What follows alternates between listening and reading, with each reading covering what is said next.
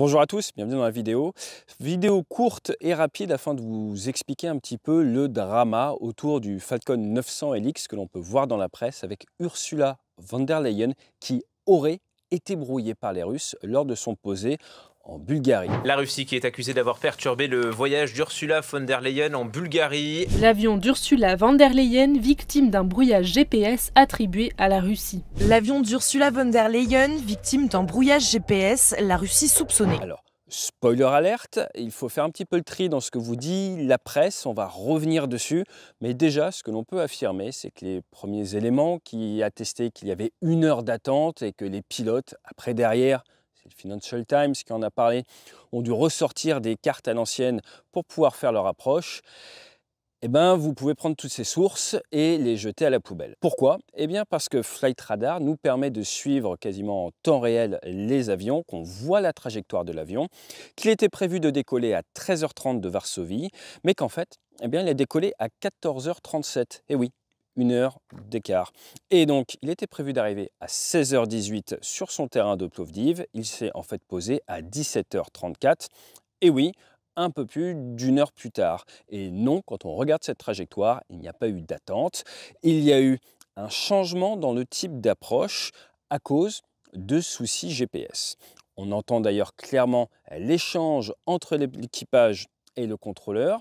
Équipage qui dit qu'ils ont un issue, ils ont un souci avec leur GPS et qu'ils demandent alors une prise en compte radar pour se faire guider vers la finale ILS. Or, le contrôleur n'a pas l'air très chaud pour faire ce guidage et les renvoie vers la procédure ILS X-Ray, car ce qu'il faut savoir, c'est que sur ce terrain, eh bien, vous avez différents types d'approches possibles. Vous avez une approche dite RNP, qui est l'approche GPS. Pour pouvoir faire une approche GPS, il faut un bon JDOP, une bonne précision du GPS. Avant de faire un vol, on va regarder si la constellation satellite est placée d'une telle manière à nous donner de bonnes informations. Il faut également être dans une zone où il n'y a pas de brouillage GPS. Donc vous avez 2 grands types de brouillage GPS, si on peut dire démystifier pour expliquer un petit peu tout ça. Soit on va envoyer du bruit qui vous empêche de recevoir l'information des satellites, ce qui est assez dur pour les avions, mais ils sont très sensibles parce que les antennes sont dessus.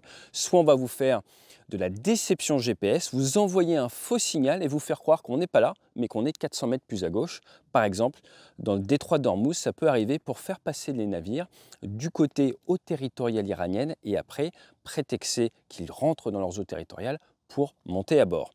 Donc, vous pouvez donc faire des RNP. Sinon, vous avez des approches VOR qui sont d'ancienne génération. Vous avez des approches ILS avec des balises au sol, des systèmes au sol qui viennent vous guider, vous envoient un faisceau.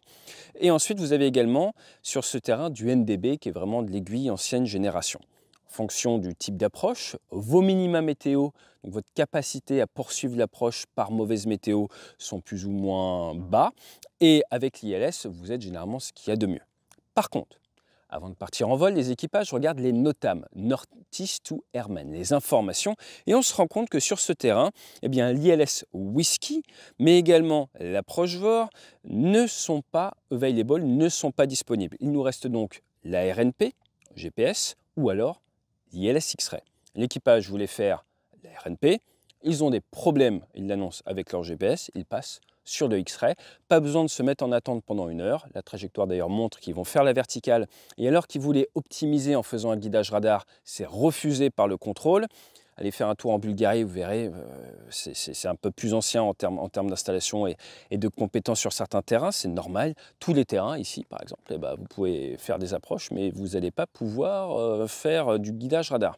Vous allez à Arcachon, il n'y a pas de guidage radar pour aller se poser non plus. Donc ça dépend des terrains, tous les terrains ne sont pas équipés de la même manière. Vous allez pouvoir faire du guidage radar à Charles de Gaulle sans aucun souci à Brest. Sauf s'il y a un NOTAM qui vous dit par exemple que le radar ne marche pas.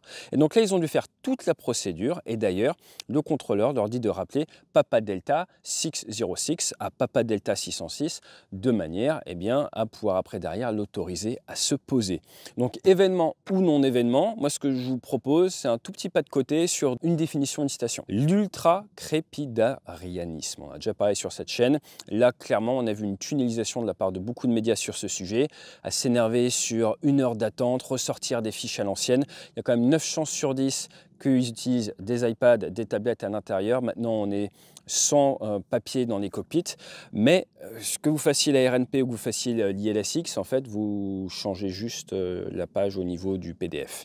Et l'autre point, là c'est un peu plus profond, c'est une citation du livre « Les origines du totalitarisme des années 50 » de Hannah Arendt qui nous dit « Le sujet idéal du règne totalitaire n'est ni le nazi convaincu ni le communiste convaincu, mais l'homme pour qui et la distinction entre vrai et faux n'existe plus. » Et je vous avais parlé de fake news, de désinformation il y a quelques jours. Je ne pensais pas que la rentrée serait aussi pushy de ce côté-là. Quand on voit notamment la presse reprendre en boucle de fausses informations sur cette heure d'attente qu'on peut prouver, attester en post, aïe, hein, j'aime pas les certes sur cette chaîne, pas eu d'heure d'attente. Certains articles ont été corrigés, mais tout ce qui a été dit à la télé, à la radio, ne peut pas être corrigé. Et je vous renvoie, si vous avez trop de temps libre, vers la lecture de Origine du totalitarisme et cette citation, puisque jamais d'actualité. Maintenant, je vous rappelle que la porte-parole officielle a indiqué qu'il y avait eu du brouillage GPS. Oui, c'est un sujet, oui, il y en a de plus en plus, oui, les Russes l'utilisent,